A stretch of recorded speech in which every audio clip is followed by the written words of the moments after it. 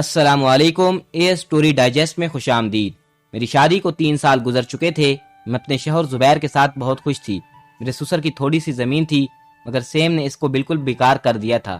2-4 بورے گندم اترتی، یہ پورے سال کے لیے ناکافی تھی۔ تبھی چچا جی نے پڑوسی محافظ بھائی سے ذکر کیا۔ وہ بولا، حسین چچا، تمہاری زمین سیم سدا صحیح، کچھ نہ کچھ فصل تو گھر اٹھا لاتے ہو، کاشتکار محنتی ہو تو کسی حال بھوکا نہیں مرتا۔ 2 وقت کی روٹی روکھی سوکھی پیداوار سے میسر آ جاتی ہے۔ سیم والی زمین پر سفیدے کے درخت لگاؤ، جانتے ہو کہ سفیدہ کتنا مہنگا بکتا ہے۔ چچا بولے، یہ بات کی بات ہے، ہم کو تو آج کی روٹی کے لالے پڑ گئے ہیں۔ گھر میں تیل صابن کی بھی ضرورت ہوتی ہے، صرف روکھی سوکھی سے پیٹ نہیں بھرتا۔ بھتیجے، تم میرے بیٹے زبیر کو کام کے لیے باہر بھجوا دو۔ حسین چچا، یہ تو سب ٹھیک ہے، لیکن تیرا لڑکا اتنا سخت جان نہیں کہ پردیش کی مشقت سہ سکے۔ اچھی طرح سوچ لو، تھوڑی بہت جو زمین آباد ہے کہیں یہ بھی بنجر نہ ہو جائے۔ اکیلے تم کھیتی باڑی نہیں سنبھال سکتے۔ بھتیجے، تم میرے بارے میں اور زیادہ نہ سوچو، اپنے بھائی سے زبیر کی ویزے کے لیے کہو۔ چچا جی نے اپنے پڑوسی کو جواب دیا۔ حسن اتفاق کہ انہی دونوں محافظ کا چھوٹا بھائی جو 5 برس سے سعودیہ میں کما رہا تھا، چھٹی پر گھر آیا تو چچا جی نے اس کے سر ہو گئے، اور یوں 2 ماہ بعد زبیر کو بھی اپنے ہمراہ لے گیا۔ میری اپنے خاوند زبیر سے بہت بنتی تھی، ہماری آپس میں محبت کسی سے ڈھکی چھپی نہ تھی۔ وہ میری ذرا سی تکلیف پر تڑپ اٹھتا، گھر پر ہوتا تو ہمارا پلہ بھاری رہتا، مگر جب سے وہ گیا، اس کی ماں بلا وجہ مجھ سے الجھنے لگی تو وہ بیٹے کی غیر موجودگی میں مجھ پر شیر ہو گئی۔ میں کسی سے فریاد بھی نہ کر سکتی تھی، چپ رہتی تو چچی کی کڑوی کسیلی باتیں کلیجہ کھاتی، بولتی تو نند اور دیور کے ہاتھوں پٹ جانے کی نوبت آ جاتی۔ ساس ہر دوسرے دن مجھے کسی نہ کسی بات پہ ان سے پٹوا دیتی۔ میں کا 10 کوس دور تھا، ماں باپ سے بھی داد رسی کو نہیں پہنچ سکتے، رو رو کر چپ ہو جاتی۔ زبیر کے جانے کے بعد میری زندگی تو جہنم بن گئی۔ میرے بچے اتنے چھوٹے تھے کہ ان کو چھوڑ کر میکے جا بیٹھنے کا تصور بھی نہ کر سکتی، کیونکہ چچی روز ہی کہتی، جاتی ہے تو جا، مگر بچے نہ لے کر جائے گی، یہ ہمارے ہیں، یاد رکھنا، ان کو لے کر گھر سے نکلی تو میں تیرے بھائی کے بچے ندی میں پھینکوا دوں گی۔ میں جانتی تھی کہ چچی بڑی فسادن ہے، اگر میں بچے لے گئی تو یہ ضرور کوئی ایسا فتنہ کھڑا کرے گی کہ میرے ماں باپ کا ناک میں دم آ جائے۔ میرا بھائی شفیق غصے کا بہت تیز تھا، اس کو جھگڑے میں الجھنے کا مطلب تو محض خون خرابہ ہی تھا۔ ایسے حالات میں میکے نہ جانے میں ہی عافیت تھی، بس دن رات کے اس جہنم کو جھیلنے پر مجبور ہو گئی۔ ایک صبح اٹھتی ہی اس روز چچی نے پھر سے چھک چھک شروع کر دی۔ ادھر میرا دل اپنے شوہر کی جدائی سے تنگ تھا، ساری رات رو کر گزارتی، سارے گھر کا کام، جانوروں کی دیکھ بھال، زبیر کے گھر والوں کی خدمت، کھیت کھلیان کا کام، سبھی بوجھ ساس نے مجھ پر ڈال دیا۔ کسی انسان کو ستانے کی بھی حد ہوتی ہے، دل کی گھٹن نے مجھ کو اودموئے کر ڈالا۔ زبیر کو گئے ہوئے پورے 2 سال ہو چکے تھے، اور اب کی عید پر جب پڑوسی محافظ کا بھائی گھر آیا تو پہلی بار میرے جیون ساتھی نے اس کے ہاتھ کچھ سامان بھجوایا۔ اپنے بھائی کے لیے گھڑی اور فون، باپ کے لیے گرم کمبل، اور ہم سب گھر کی عورتوں کے لیے ریشمی خوبصورت جوڑے۔ چاہیے تو یہ تھا کہ چچی انصاف سے کام لیتی اور ہر کسی کے جوڑے اس کو دیتی، مگر اس نے میرے نام کے جوڑے بھی اپنے پاس رکھ لیے۔ تم کو زبیر اور بھیج دے گا، یہ جوڑے میں اپنی چھوٹی بیٹی کے جہیز کے لیے رکھ دیتی ہوں۔ اسے بھی تو بیانہ ہے۔ میں خالی آنکھوں سے اس بٹوارے کو دیکھتی رہ گئی۔ پورا بڑا سوٹ کیس بھیجا تھا میرے سرتاج نے، بچوں کے 2 جوڑے اور 2 عدد کھلونے بھی میرے ہاتھ چچی نے تھمائے تھے۔ تبھی زبیر کو یاد کر کے آنسو نکل آئے۔ کیا اس لیے میرا شوہر شدید گرمی میں پردیس کی مشقتیں سہتا ہے اور میں اس کی جدائی کی آگ میں سلگ رہی ہوں؟ جب سے وہ گیا تھا کسی نے میرے ہاتھ پر ایک تھیلا تک نہ رکھا، مفت کی مصیبت ہی جھیل رہی تھی۔ وہ رات بھی رو رو کر گزاری۔ صبح ہوئی تو میرا جی اٹھنے کو نہ چاہا، اوپر کمبل لپیٹی ہی پڑی رہی۔ سورج سر پر آ گیا، جانور چارہ اور پانی کے لیے ڈکرانے لگے۔ تبھی چچی نے واویلا شروع کر دیا۔ نند اور دیور نے بھی خوب زبان چلائی۔ چچی تھی کہ چپ ہی نہ ہو رہی تھی، آخر کتنا برداشت کرتی؟ میں بھی تو انسان تھی، تھک ہار کر چچی کو جواب دے ہی دیا۔ چچی، مجھ سے یہ سب نہیں ہوتا، نوکر تو نہیں ہوں میں، آج اپنی بیٹی کو کہو وہ کر دے۔ شب کام بس اتنا ہی کہنا تھا کہ چچی آگ بگولا ہو گئی۔ اسی وقت مجھے بالوں سے پکڑ کر کمرے میں لے گئی اور نند اور دیور سے خوب پٹائی کروائی۔ جب چچی کا شور و غل کسی طرح کم نہ ہوا تو میں نے اس روز مر جانے کی ٹھان لی۔ کچھ دیر چادر میں منہ لپٹے روتی رہی، چارہ کاٹنے کا کہہ کر کھیت میں نکل گئی اور ندی کے کنارے جا بیٹھی۔ دیر تک خود کو پانی میں گرانے پر آمادہ کرتی رہی، مگر نہ جانے بچوں کی محبت تھی یا اپنی بزدلی کہ ندی کے یخ پانی میں چھلانگ لگانے کی ہمت نہ ہوئی۔ گھنٹہ بھر کنارے بیٹھی رہی، آنسو بہاتی رہی۔ میں تو اپنے خیالوں کی دنیا میں تھی۔ ایک مردانہ آواز سنائی دی، کیا ہوا؟ کیوں رو رہی ہو؟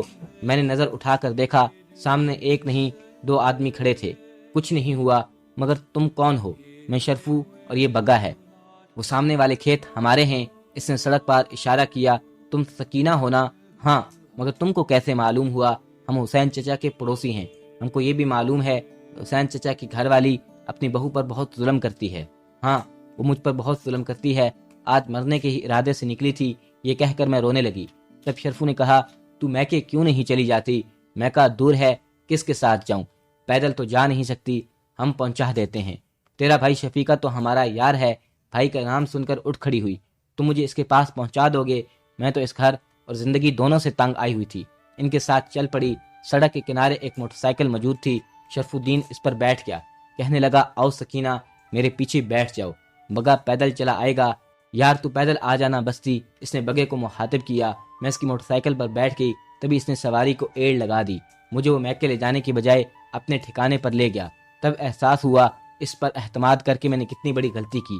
ایک مصیبت سے نکلی اور دوسری میں پھنس چکی تھی۔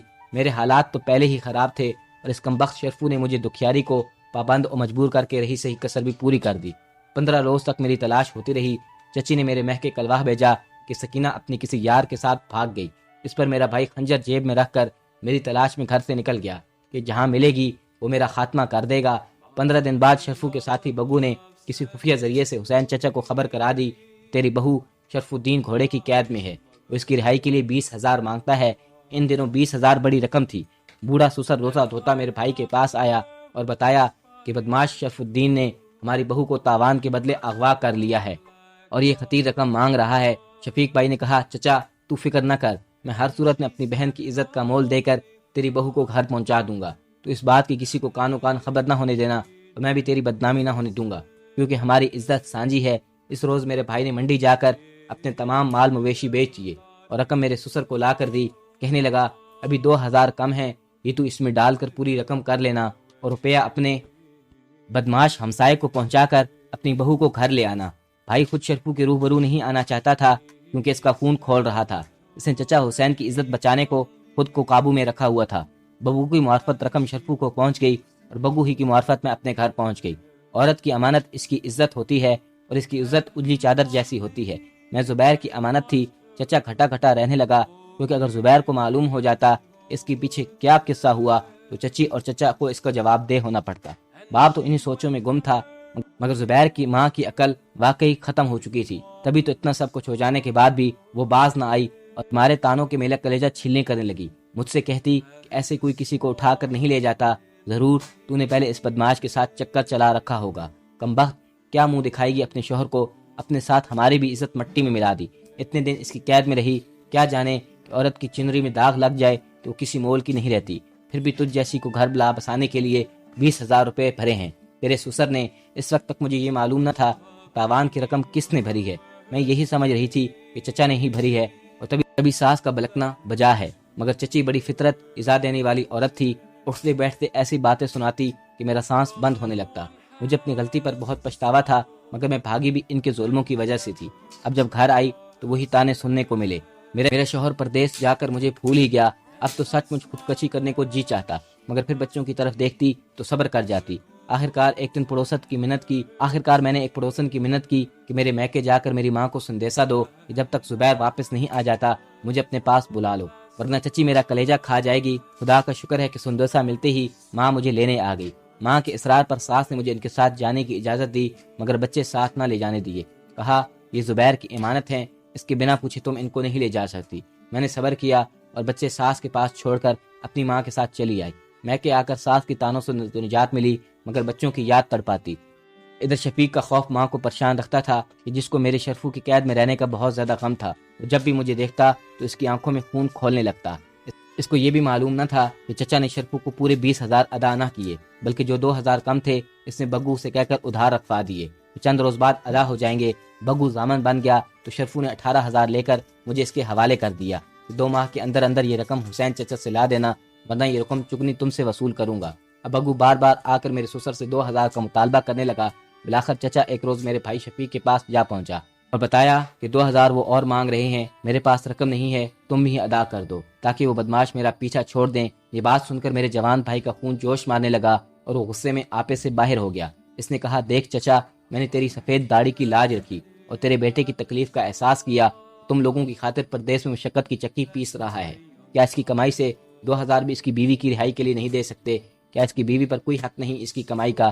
چچا بولے وہ تو تیری بات ٹھیک ہے، مگر سکینہ کے شوہر جو بھی کما کر بھیجتا ہے وہ سارے پیسے اس کی ماں رکھ لیتی ہے، وہ مجھے مشکل سے گھر کا خرچہ دیتی ہے۔ اس پر میرا بھائی کو اور غصہ آ گیا اور کہا پھر افسوس ہے ایسی رشتہ داری پر، میں نے جس بدلے کی آگ سے پہلے ہی خود کو روکے رکھا ہے وہ اب میں کر گزروں گا۔ مجھے چاہیے تھا کہ 20,000 تاوان بھرنے کی بجائے میں شرفو کو موت کے گھاٹ اتار دیتا، مگر میں نے صرف تیری سفید پگڑی کا لحاظ کیا، دل پر پتھر رکھ لیا، غیرت کا جنازہ نکالا اور میں رو بھی نہ سکا۔ آج مجھ کو تیری اصلیت پتہ چلی، میرے پاس کوئی 2000 روپے نہیں ہیں۔ کہلوا دے شرفو سے کہ میں اب خود اس سے نمٹ لوں گا۔ اس نے ارادہ کر لیا کہ اب ان بدماشوں کو مزہ چکھانے کا وقت آ گیا، لیکن اب وہ مجھ کو بھی خونخوار نظروں سے دیکھنے لگا۔ ماں باپ نے بیٹے کے بگڑتے تیور کو بھانپ لیا تو میری زندگی کے بارے میں خائف رہنے لگے، مجھے گھر میں اکیلا نہ چھوڑتے اور ہر وقت میری حفاظت پر مامور رہتے۔ ان کو خطرہ تھا کہ میرا بھائی غیرت کے نام پر کچھ برا کرنے والا ہے۔ رات کو بھی میری چارپائی ماں اور باپ کے درمیان بچھائی جاتی۔ ایک روز صبح ہوئی تو شفیق بھائی نے اماں کو بتایا کہ تیری چھوٹی بیٹی آسیہ کے گھر اس کا دیور یہ سندیسہ دے گیا کہ کل رات تندور پر روٹیاں چلاتے ہوئی جل گئی۔ آج اس کو شہر کے اسپتال لے جانا ہے، اس لیے انہوں نے تم کو اور ابا کو بلایا ہے۔ بہن کی حالت ٹھیک نہیں۔ بیٹے کی حالت کی خرابی کا سن کر ماں پریشان ہو گئی اور ابا سے کہا اسی وقت آسیہ کے پاس لے چلو۔ ابا بھی بوکھلا گئے۔ دونوں مجھے مجیدہ کے حوالے کر کے بیٹی کے سسرال دوسرے گاؤں روانہ ہو گئے۔ مجیدہ امی کی خالہ زاد بہن تھی جو برابر والے مکان میں رہتی تھی، اور شفیق بھائی کی شادی ان کی بیٹی زرینہ سے ہونے والی تھی۔ بھائی اپنی منگیتر کو بہت چاہتا تھا، وہ بھی بھائی کی ایک جھلک دیکھنے کی لالچ میں اماں کے کام میں ہاتھ بٹانے کو روز ہی ہمارے گھر آیا کرتی۔ دوپہر تک مجیدہ میرے پاس رہی، بعد میں زرینہ آ گئی تو وہ گھر چلی گئی۔ تبھی میں نے زرینہ سے کہا کہ آج رات تم میرے پاس یہاں سو جانا، کیونکہ رات کو مجھے تیرے گھر نیند نہیں آئے گی۔ وہ بولی یہ بات اماں مانے گی نہیں، کیونکہ خالہ اور خالو گھر پر نہیں ہیں، یا تو اماں تیرے پاس خود سوئے گی یا تجھ کو اپنے گھر لے جائے گی۔ جب میں نے بہت اصرار کیا تو اس نے کہا اچھا میں ماں سے بات کرتی ہوں۔ جانے کیسے اس نے ماں کو منا لیا اور وہ رات کو میرے پاس سونے آ گئی۔ بھائی اس وقت گھر پر نہ تھا۔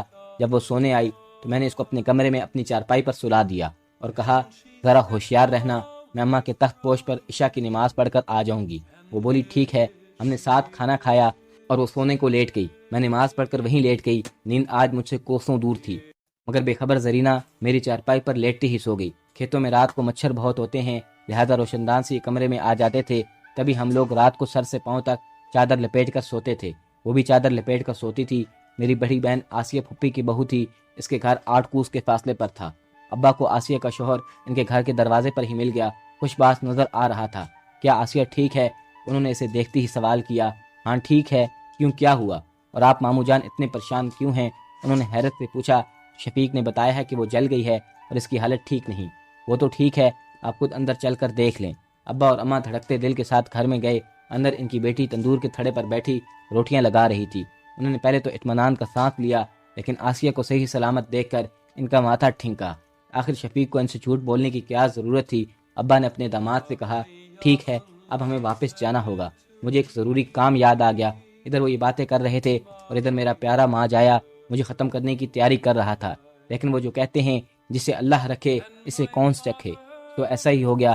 رات بھر اماں ابا میری فکر میں نہ سو سکے۔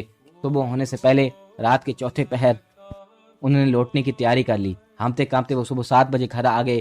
دروازے سے صحن میں آئے تو دیکھا شفیق براندے میں بیٹھا آگ سیک رہا تھا اور گھر میں سناٹا ہے۔ باپ نے پوچھا تو ابھی تک گھر میں بیٹھا ہے، کام پر کیوں نہیں گیا؟ تبھی ماں بولی تیری بہن کدھر ہے؟ وہ ادھر ہے، اس نے اشارہ کیا، پھر خود ہی گویا ہوا ختم کر دیا ہے میں نے اس کو۔ سہانے روح تھا میرے لیے کہ وہ اتنے ایک غیر کے قبضے میں رہ کر بھی زندہ ہے، اس لیے ختم کر دیا اس کو۔ آج ماں نے سسکی لی تو باپ نے ہونٹ بھینچ کر کہا کیا بات کرتے ہو؟ کیا یہی بات بتانے کو گھر میں رکا ہوا تھا؟ تو ماں تو جہاں کھڑی تھی وہیں بیٹھ کر بیان کرنے لگی، اور ابا نے ضبط میں جگڑی مدم آواز میں پوچھا اب تو کہاں جا رہا ہے بد نصیب؟ تھانے جا رہا ہوں۔